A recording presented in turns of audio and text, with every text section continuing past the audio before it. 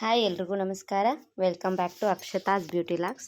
ಯಾರೆಲ್ಲ ನನ್ನ ಚಾನಲ್ಗೆ ಹೊಸದಾಗಿ ಭೇಟಿ ನೀಡ್ತಿದ್ದೀರಾ ಪ್ಲೀಸ್ ಸಬ್ಸ್ಕ್ರೈಬ್ ಮಾಡಿಕೊಂಡು ನೋಡ್ಕೊಳ್ಳಿ. ಹಾಗೆ ಪಕ್ಕದಲ್ಲಿರೋ ಬೆಲ್ಲೈಕನ್ ಕೂಡ ಪ್ರೆಸ್ ಮಾಡಿ. ನಾನು ಮಾಡೋ ಹೊಸ ವಿಡಿಯೋ ಎಲ್ಲ ನಿಮಗೆ ಫಸ್ಟು ನೋಟಿಫಿಕೇಷನ್ ಬರುತ್ತಾ. ಇವತ್ತು ಸಿಂಪಲ್ಲಾಗಿ ಬಂದು ಎಣ್ಣೆಗಾಯಿ ಅಂದರೆ ಬದನೆಕಾಯಿದು ಎಣ್ಣೆಗಾಯಿನ ಯಾವ ಥರ ಮಾಡೋದು ಅಂತ ನೋಡ್ತಿದ್ದೀವಿ. ಒಂದು ಬೌಲ್ ತೊಗೊಂಡು ಸ್ವಲ್ಪ ನೀರು ಹಾಕಿ ಅದಕ್ಕೆ ಉಪ್ಪು ಹಾಕ್ತಿದ್ದೀನಿ ನಾನು. ಸೊ ಈ ಥರ ಒಂದಿಷ್ಟು ಬದನೆಕಾಯಿನ ತೊಗೊಂಡಿದ್ದೀನಿ. ಫ್ರೆಶ್ ಆಗಿ ತಂದು ಅವತ್ತೇ ಮಾಡಿದರೆ ಚೆನ್ನಾಗಿರುತ್ತೆ. ಬಟ್ ನಾವು ತೊಗೊಂಡು ಬಂದು ನೆಕ್ಸ್ಟ್ ಡೇ ಮಾಡಿರೋದಕ್ಕೆ ಈ ಥರ ಆಗಿರೋದು.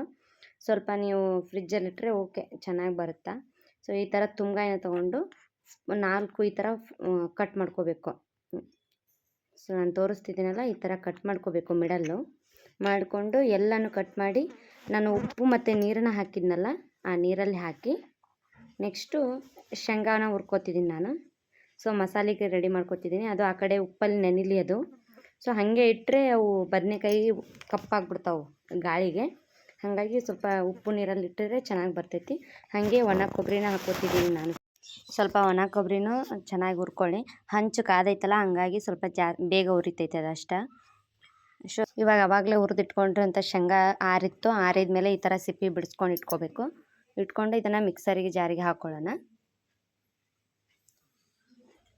ಸೊ ನೆಕ್ಸ್ಟು ನಾವು ಕೊಬ್ಬರಿನ ಹುರಿದಿಟ್ಕೊಂಡಿದ್ವಲ್ಲ ಆ ಕೊಬ್ಬರಿನೂ ಕೂಡ ಹಾಕ್ಕೊಳ್ಳೋಣ.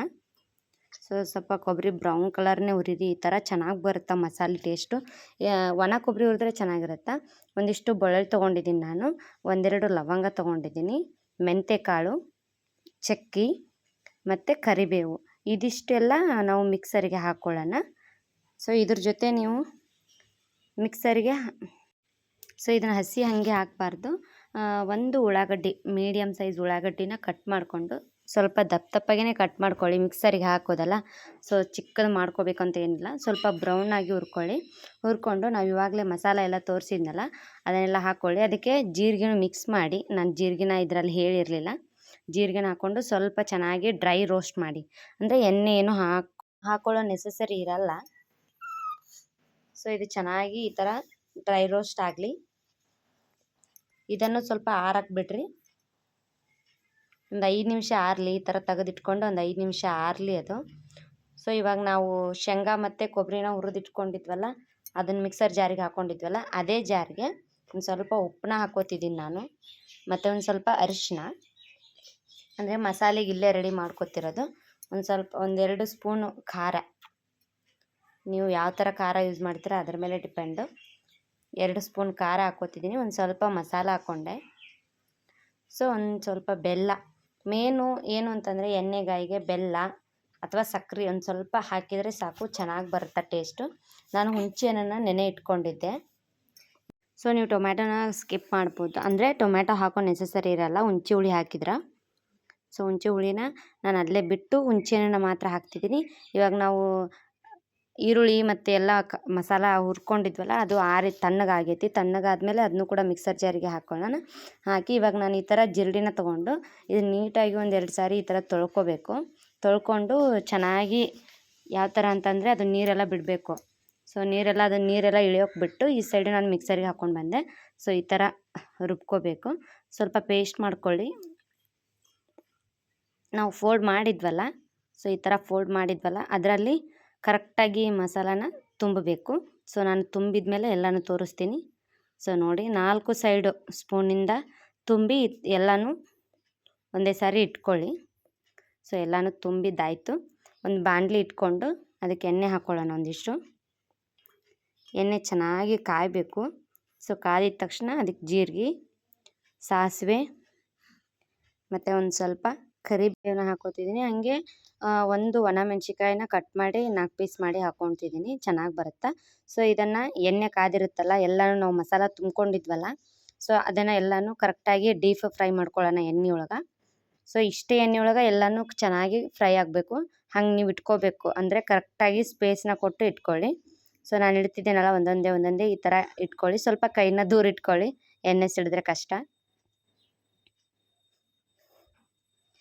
ಸೊ ಇದನ್ನು ಚೆನ್ನಾಗಿ ಫ್ರೈ ಆಗಲಿ. ಇದನ್ನು ಇವಾಗೇನು ಮುಟ್ಲಿಕ್ಕೆ ಹೋಗಬೇಡಿ, ಒಂದು 2 ನಿಮಿಷ ಬಿಡಿ. ಹಾಗೆ ಬಿಟ್ಟು ಸ್ವಲ್ಪ ಸ್ಪೂನ್ ಸಹಾಯದಿಂದ ಏನು ಮಾಡಿ ಅಂತಂದರೆ ಈ ಥರ ರೊಟೇಟ್ ಮಾಡ್ತಾ ಹೋಗಿ. ಅಂದರೆ ಚೆನ್ನಾಗಿ ಅದು ಎಲ್ಲ ಸೈಡೂ ಎಣ್ಣೆ ಒಳಗೆ ಬೇಯಬೇಕು. ಫ್ರೈ ಆದರೆ ಚೆನ್ನಾಗಿ ಬರುತ್ತೆ. ಸೊ ನೋಡ್ತಿರ್ಬೇಕು ನಾನು ಯಾವ ಥರ ಮಾಡ್ತಿದ್ದೀನಿ ಅಂತ.